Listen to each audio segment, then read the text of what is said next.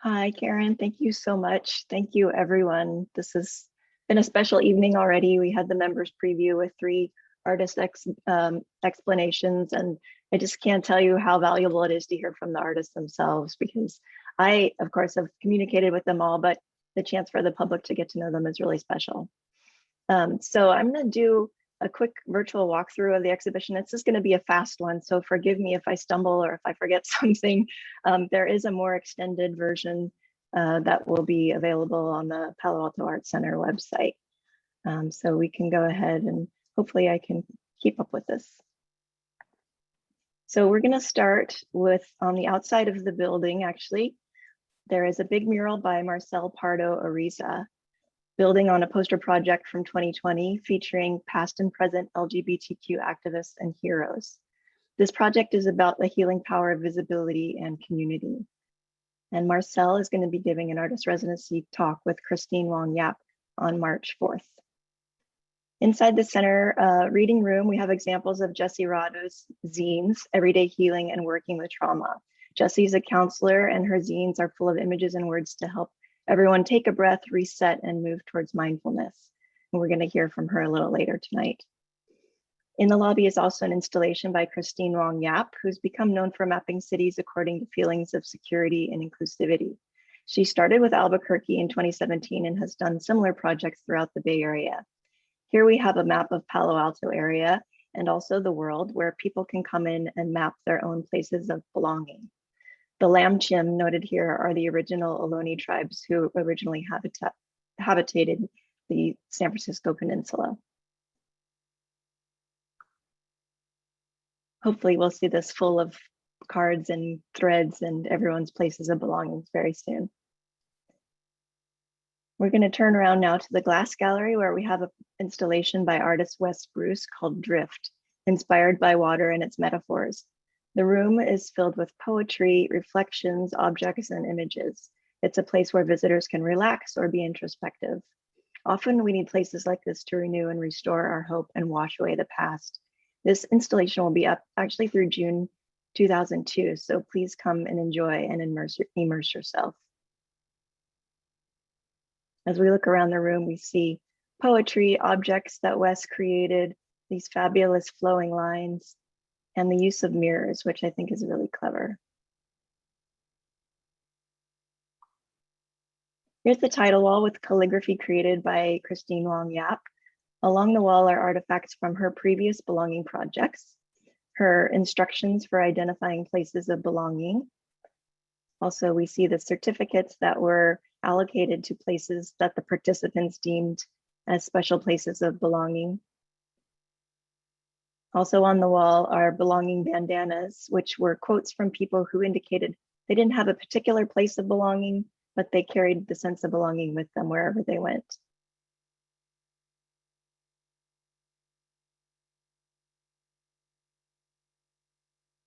Christine is working with Palo Alto teens, and they will be presenting the results of their residency later in March in the galleries as well. On the other wall are some samples of Marcel Pardo Ariza's Kin Street posters, which were a set of kiosks displayed on Market Street in 2020 for the 50th anniversary of Gay Pride. As we head into the gallery, you can see some of the work, little sneak peek, pause piece in the back there. We're headed into the gallery. This is Caledonia Curry. She's also known as Swoon. And this piece is called Memento Mori. It's a portrait of her mother, who she has kind of a traumatic history with, but who passed away in 2013 from cancer. It's a portrait of her mother, and we'll see other work by Swoon soon. Here's Angela Hennessy's wonderful piece called Arising. It's made of synthetic hair. It, of course, deals with subjects of death and grieving, especially in Black communities. And as we turn around, we see Caledonia Curry's stop motion animation, Cicada. It was finished in 2019. It is about our ability to transform and heal ourselves. There is music. It's a wonderful 20-minute experience. I encourage you all to come in and sit through it. As we turn the corner, we see Lisa Solomon's embroidered works on paper, referring to symbols and practices from Japanese Buddhism. This is called the Senju Kanon, which is the 1,000 armed Buddha or Bodhisattva of compassion, which comes to help those people in need and distress. Her use of thread is a tribute to the process, but she also leaves some of it hanging, which I love, is moving around in the air conditioning, provoking ideas of memory and the passage of time. Here's Jeremiah Jenkins and his series called Functional. We got to hear from her earlier in the program. These represent struggling with mental health and the chaotic world of the pandemic. Across from Jeremiah's work is Esther Traugot. She lives in Sebastopol and she works with pieces of nature such as butterfly wings, branches, and broken shells. She's also inspired by the Japanese art of kintsugi, where broken pottery is repaired with gold to make the pieces more valuable despite their damage. In the same way, she uses gold thread and this very fine crochet to heal or put back what has been abandoned or broken. These rock pairs are interpretations of relationships, and she highlights the spaces where they interact. I also see these as a comment on social distancing during the pandemic.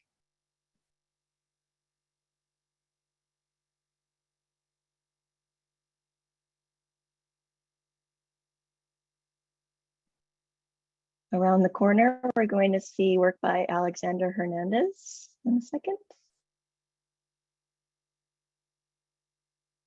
A little more detail on Esther's work.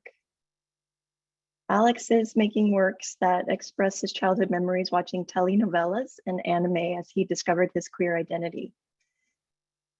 The quilt is titled Always Thinking About Yesterday. It's part of a current series that Alexander's working on about Mexican song lyrics, recalled from songs his mother would listen to around the house.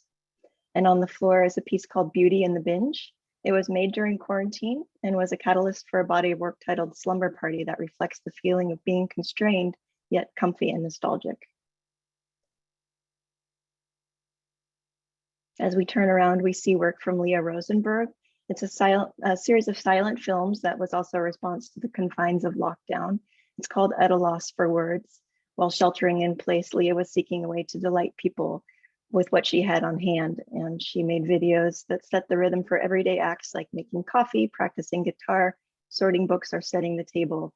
For me, this demonstrates how maintaining an artistic practice and a sense of humor can help us endure anything.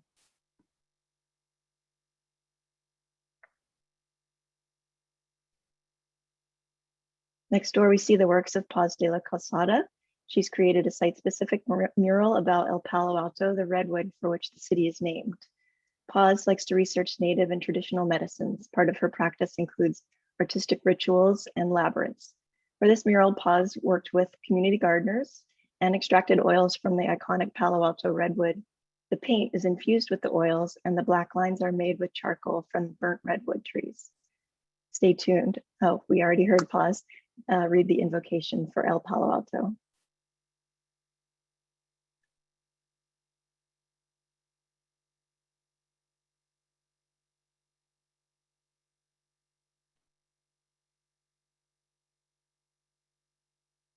Here's a full-length shot of the mural.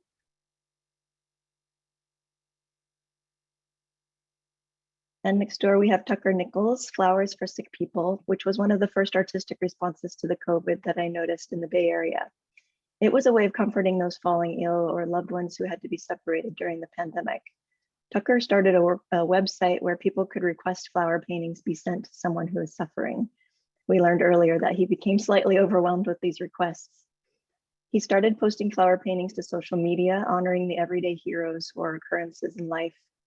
Recently, Tucker released a book, Flowers in the Dark, Notes from the Infusion Center, which documents his experience with chronic illness and treatment. This piece at the top says, Flowers for all the single people. There's also an opportunity in the reading room to make a comment of who you would like to send flowers to.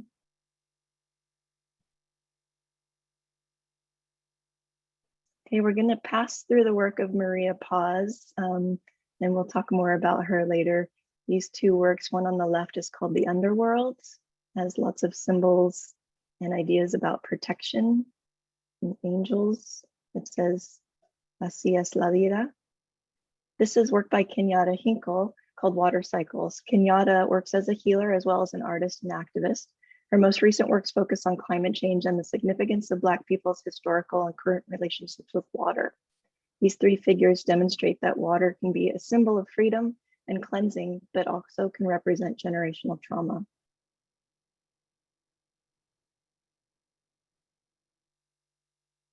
Turning around, we see Maria Paz's piece, Buscando tus olas. She is an artist born in Chile, and her work explores the bond broken with her home country and how this duality of identity has shaped her experience in the United States. She's a self-taught artist and is drawn to ceramics due to the tradition of storytelling and its permanence of materials. Her somewhat irregular forms are vessels for the emotional and spiritual connections to her past. This piece is called In Ti, In Me.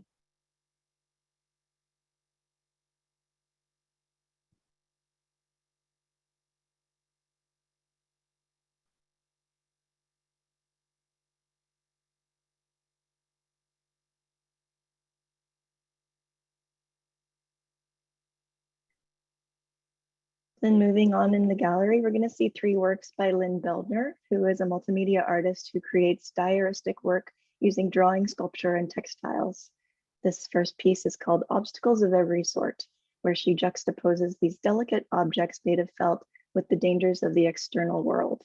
She says, "My art expresses sympathy for oppressed people, especially women who have been exploited or caught up in conflicts." On the wall are the emergency blankets, which are about new beginnings, feeling safe, and looking forward. Beldner actually completed the first one after the tragedy of 9/11. These are like the security blankets that we carried when we were young and still need emotionally today. Lynn's third work is called The Noise They Make, and we'll see that in a moment. This work consists of small vaccination bottles containing tiny works on paper. For Lynn, they act as amulets, reassuring sculptures that can be carried around in your pocket. Despite being made of glass, they are sturdy and strong. The drawings convey a story with a language that Lynn has used repeatedly in her art practice.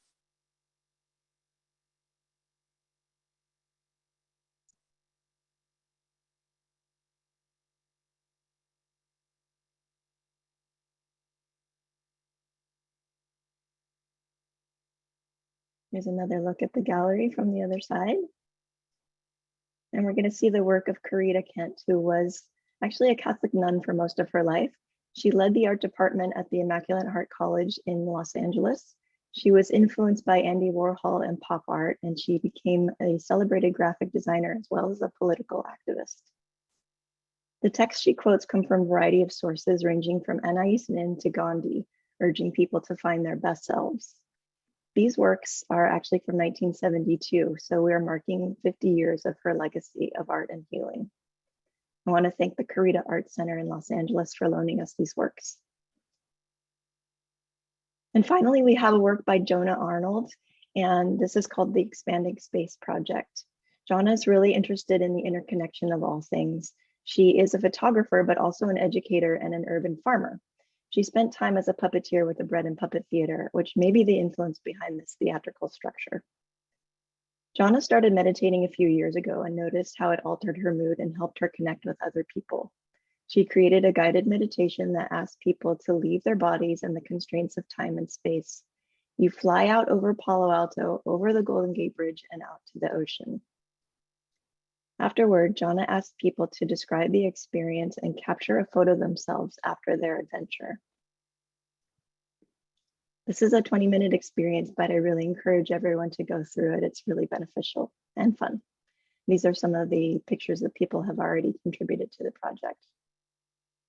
Hopefully, after moving through this exhibition, people do feel connected and like they belong and they're protected, so that we can all go back out into the world with renewed hope. I really want to thank everyone at the Arts Center, and I thank you for joining us tonight.